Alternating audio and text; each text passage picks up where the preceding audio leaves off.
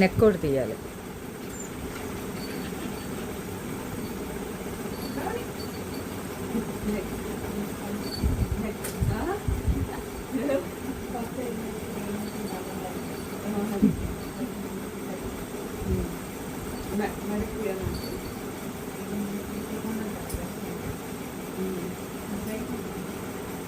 Front కొంచెం తగ్గించాలి.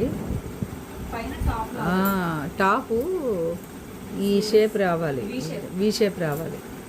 చూపిస్తాను మోడల్. నెక్కి తీసేయండి. కాలర్ వద్దులే, కాలర్ అయితే మళ్ళీ ఉక్కబెడుతుందమ్మా. నా పోన్లే, కాలర్ పెట్టించేద్దాం. ఈ అంచుతో పెట్టించేద్దాం అంతేనా.